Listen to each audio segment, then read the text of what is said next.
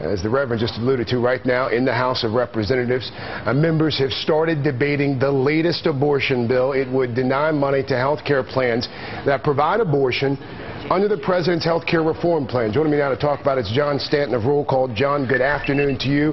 The bill does not provide jobs. It doesn't cut the deficit, even if the president had not threatened to veto, which he has. There's some who question whether it would actually even cut down on the number of abortions in this country. So my first question, why?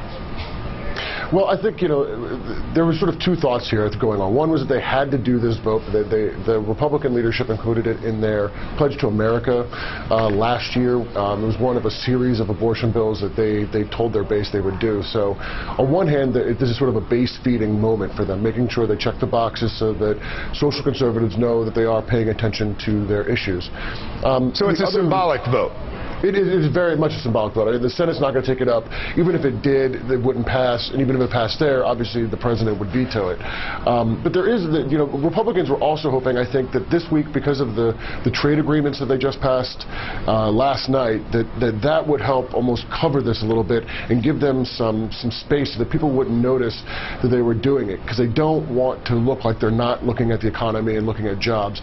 So they were hoping that doing it today, on a Friday, fitting it in real quick, would Thursday, so they could get through it. Right. So they could get through it easy. According to Gallup here, congressional approval, of course, all-time low. I mean, the numbers are staggering when you look at them and you compare them to congressional approval ratings from previous years. How psyched can Republicans be to even be talking about this?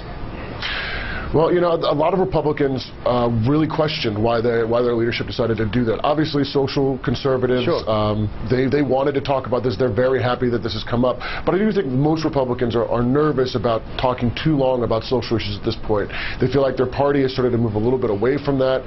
And frankly, they're sort of happy with that and comfortable with that, because a lot of the voters want them to focus just on the economy and not on things like this at all. Meanwhile, Republican presidential candidates have been fairly quiet on this thing. Well, that's true, too. And it's remarkable that you've seen, Michelle Bachmann and others, that this has been an issue for them throughout their careers, have really not raised it. It has not come up at all during really the debates or anything else, other than sort of the obligatory, I'm a pro-life candidate or that kind of thing. So, Roll Call's John Stanton. John, thank you. Thank you. Up next, demand.